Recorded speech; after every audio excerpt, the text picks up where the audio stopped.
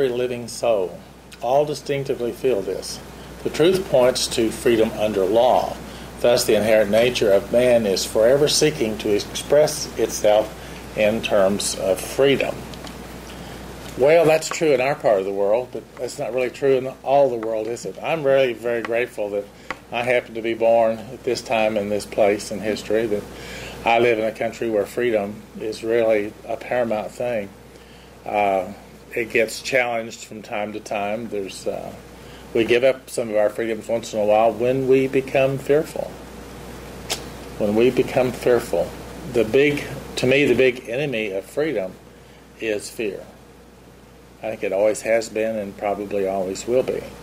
That's how we can sometimes be manipulated by other groups, is if they'll make us feel fearful, we'll give up some of our freedom. And I think that's something we have to always be on guard about. I think fear is the wrong place to come from as much as we can. I think fear does not serve us well. I think it is the opposite of life itself. That it is that squashes life. It is that curtails all the goodness that we have around us. And the goodness that humankind does not do well in real fearful times, is my deep feeling about it. So I think what I was thinking about this morning is under communism, especially when Stalin was there, Stalin is credited with killing like 25 million people, mostly his own people. And that was a very dark time. It was a time of not very much production. It was a time that the people of that country it was a dark, dark, dark time for them. There was not much progress. There was not much invention. There was, because they lived in horrible fear of this one man who lived in fear. Stalin's problem was he was living fearful. He thought someone would depose him and assassinate him like he did other people. So he did it to them first. He actually built a huge apartment complex not far from his place, and he put all of his living relatives in this apartment complex. It was one big tall building, and it was built really kind of in a funny way. It had a outside rear access to every apartment. And if he became fearful of one relative or another, he would send his police, and they would go up the back stairwell and go into the rear of the apartments and take the people out. And he killed lots of his own relatives. That is extreme fear. He was so afraid that they were going to do something to him. And it was all fear. So I think fear is our biggest enemy. I think Roosevelt said that, even way, way back.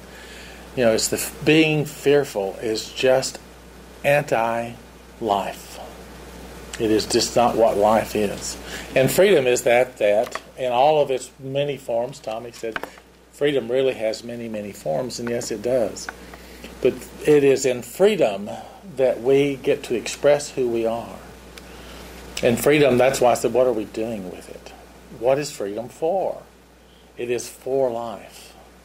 Freedom is for life. It is that time when we're unencumbered by other people's fear.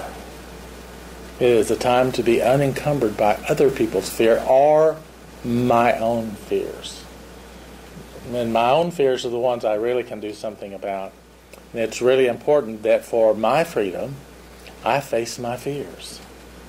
I think for our country it's important. It's important for everybody. The only way you're really, truly free is when you let go of your fears about things. And most of my fears are born of misinformation or my misthinking about them. Wallace Wattles said that is our most significant thing about humans, is our ability to think. And he challenges us to think deeply and think about important things. And I think he's so right about that. We do have to think very deeply, and we do have to think about important questions. That's when we come to deeper and deeper truth, is when we'll challenge ourselves to think about deeper and deeper questions. And through all that challenging and through all that deep thinking and through the relieving of our fears through correct thinking, thinking about the truth. Because the truth is unity. The ultimate truth is unity. There is only one in the universe. Therefore, all is related back to itself. That is our biggest truth. Is everything is really just one thing. The analogy has been used many, many times about the ocean. We're all just drops of water in the ocean. Well, we're all that related. We're all that fluid within each other. And that is the deepest truth there is. And when we get into trouble is when we're not seeing life that way. And with the boom going on around here, I still have a little trouble with seeing it just that way, when especially when the crazy driving is going on. I ran across a friend last night, and we've been motorcycle riders forever, and he said, "Are you still riding?" I said, "No." And fear is why I'm not riding. So that's my issue to deal with. And because I said it, I see that it is my issue to deal with. And it is my choice to make. And he said, "Oh yes, the traffic out there is so bad." And I used to like to ride the back roads a lot for fun and for relaxation. And with the oil field traffic like it is, and even on the back roads, and they've upped the speed limits, I'm fearful about being out there with those big trucks. And I'm on my motorcycle, and they're going so fast, and they're trying so hard to make so much money because they're fearful that the boom will go away. Fear playing into all of that. And fear is what I must challenge in myself every time I acknowledge it. So, because my poor motorcycle just sits in the garage, I go dust it once in a while. So. But I must acknowledge what my fears are to move forward. Not that I'll get back on my motorcycle. There was a time for me to ride a lot, and I rode a lot. But for 10 years, I didn't have a car. All I had was a motorcycle. I rode so much. And that was a choice I made at the time. And I walked away from it, still being able to walk. And I'm very grateful for that. I'm grateful for the freedom I felt when I rode for so much of my life. So we must deal with all the fears that come to us, and we must dissolve the fears in the truth of unity, the truth that there is only one, and the truth that we're so terribly interconnected. We're so divinely interconnected to one another that we can have great influence on each other if we will stop and do that. And how do we have influence on one another? Carol demonstrated this a long time ago at a talk she gave with divining rods, showing how much, I mentioned this not too long ago, how much effect we have on one another with our own thinking. When I think correctly, and I think in peace and harmony and love, I send that out to the world around me. I really send it. The demonstration of what Carol did that day, of the guy holding the divining rods, they were just bent coat hangers, and how they would move with our thoughts, our positive and negative thoughts that we send to the person. This is the truth. We are that much related and connected to one another. So if we want our world to be a better place, I have to quit having negative thoughts. I have to see my negative thoughts, and I got to quit giving in to my negative thoughts and send peace and harmony and love to all of those around me. If I want their world and my world to be a place of more peace and more harmony and more freedom, I don't give in to the fear. I give in to the love, and I know the power that I have. You are enormously powerful beings. We all are. That is our divine nature giving to us by the Creator. You are so powerful that often we are afraid of our own power. We're afraid of our own success. We're afraid of things around us. Fear. Because we want, one of the things we grew up with, I grew up with not knowing any of this. I don't know if you did. I grew up with not knowing any of this, and I was thinking last night why I still do some of the things I do today. I was told so much as a child that I was so unworthy. And my dad had great expectations for me. He wanted to live out his missed childhood through me. My dad lived a very difficult life. A lot of people in his time period did. He was born in 25, and it's a long story, but he had a very miserable childhood. He lived with, when he was 8 years old, he chose to live with other people. He would not live with his own family. His mother was crazy. She was a very mean, crazy person. And I got to know her later in my life, too. So my dad felt like he had missed his childhood, and he wanted to live out the childhood that he missed through me. So I was always pressured with a lot of expectations as the oldest boy in the family. And I never seemed to ever live up to my dad's expectations. I could see that in his face. One of my very earliest memories, and I'm not 2 years old. I think I'm 18 months old. And I have a memory of my dad wanting to teach me how to throw a baseball. I do. And you know what, an 18-month-old with a baseball, you know what that's like throwing? Bowling ball. It's like trying to throw a bowling ball. And he was so insistent with me that I do this, that I worked, and I tried. I was doing my best, even as an 18-month-old, trying to please my dad. And I remember seeing in his face this enormous displeasure at what I was capable of doing. That's my earliest memory. And I'm not even 2 years old. And I grew up with a really bad right shoulder. I could not throw a baseball really, really well till I was 30 years old. I had so damaged my shoulder as an infant, trying to do that it was years and years and a lot of therapy that I didn't recognize I was doing a lot of therapy. But all of a sudden, when I'm about 28, all of a sudden I can throw well. I can now throw like other people throw. It took that many years for my shoulder to recover from that incident with my dad. But his expectations for me were that great. And I lived under the dark cloud of always not being able to live up to his expectations. And I still carry some of those feelings around. And Reverend Marcia helped me about a year ago or so with this. We were talking about it, and I had this vision last night again. I was running through some of these scenarios in my mind. You know, all this stuff from my childhood. And she said, put it down. Don't, and I had the onion in my hand, you know, the old analogy of the onion. And I was trying to peel some more layers off that onion of the pain from my childhood. And the inability to live up to my dad's expectations of me. And all those feelings of not being competent, of not being complete, of not being worthy, you know, and all the fear I lived in because of all those feelings. And here I am in my vision last night, and I'm seeing that onion, and it was red. I don't know why it was a red onion, but it was a really almost blood red onion, and I'm trying to peel the individual layers off. And Reverend Marcia's words come back to me, put it down. Don't peel the onion, know the truth. Know the truth today of who you are. Take that leap forward. You can peel that onion forever. There's hundreds of thousands of layers evidently in my onion, and I can peel that onion forever. Or I can do the right thing for me and put that onion down and don't pick it up again.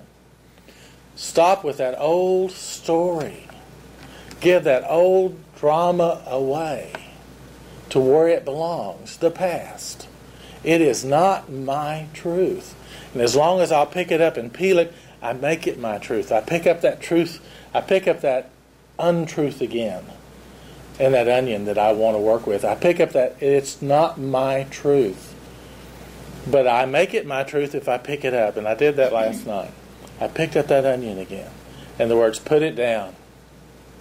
Put it down and know the truth of who you are. You are divine. God made you in its image. The life force of the universe flows through you right now. It flows through me right now. Who are you? Who am I? We are the divine. And it is our wonderful opportunity to let the divine flow through me. But then God, in its wisdom, said, but it's up to you to do it. God does not force us to do anything. God is the ultimate potential of everything. But God does not force us to do anything. It's all up to us. That's the wonderful process of life. My ability to let the onion go, to let that past go that serves me zero today. In fact, it's a negative in my life.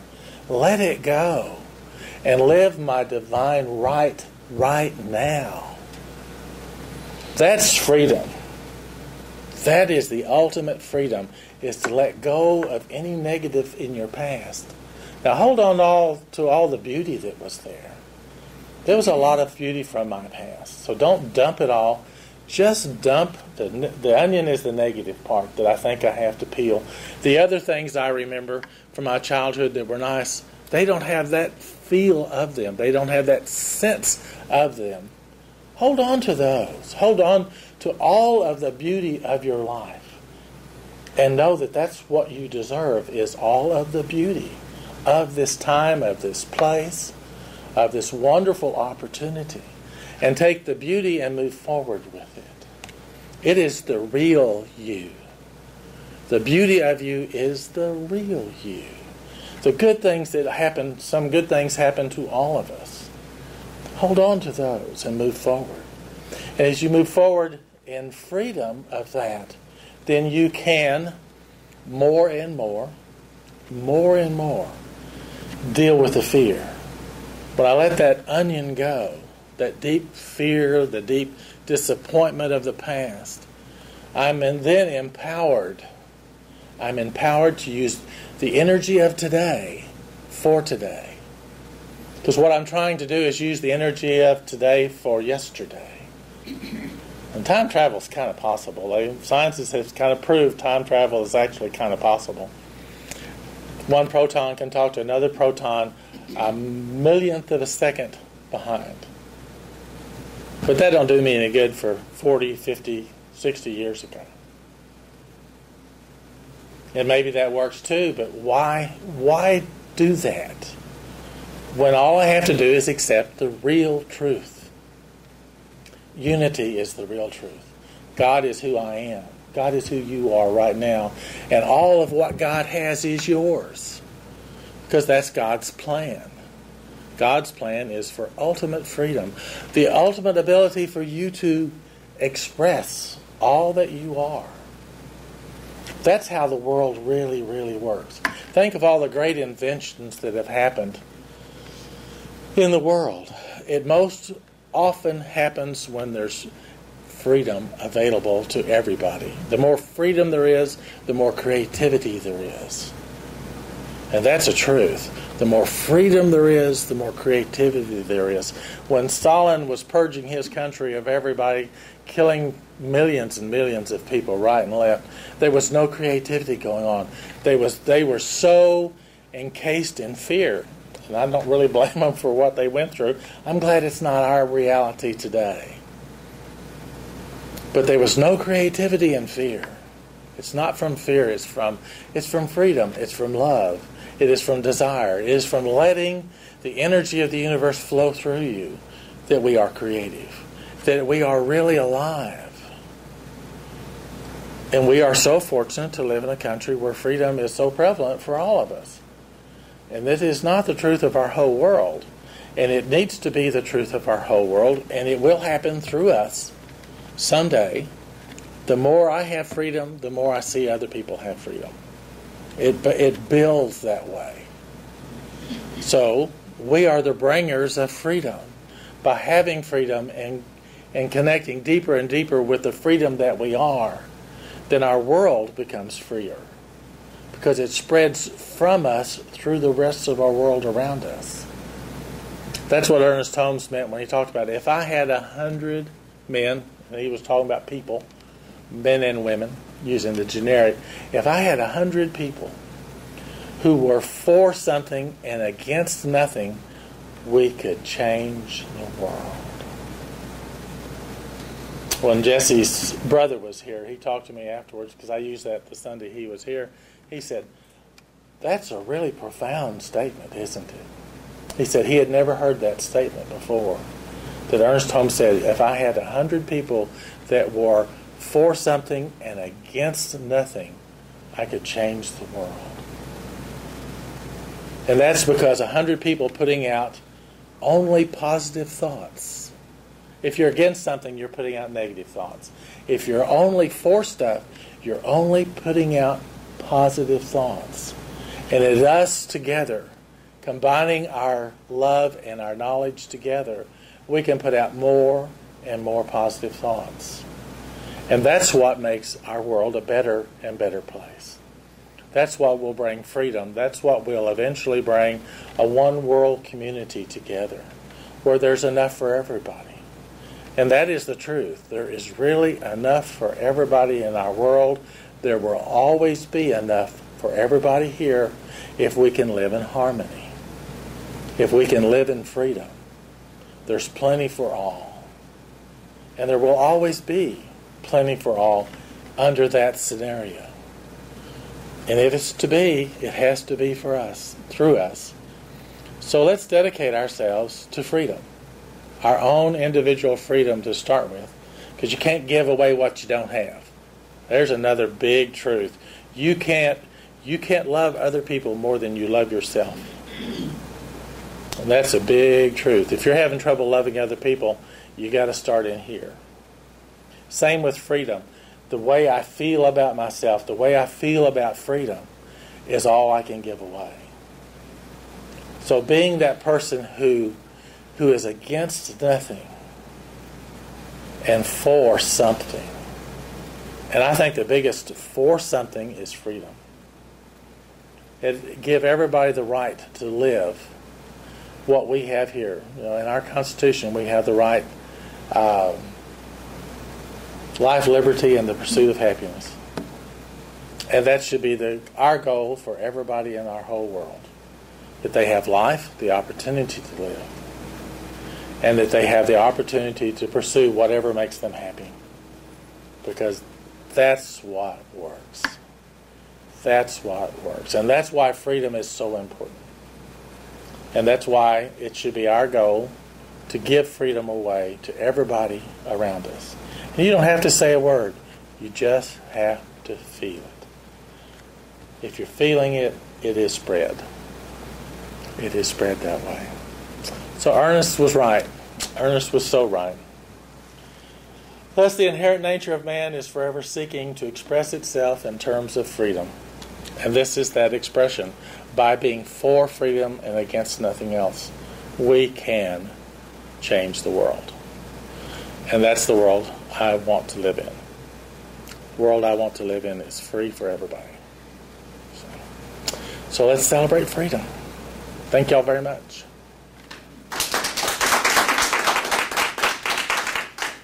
So let's have our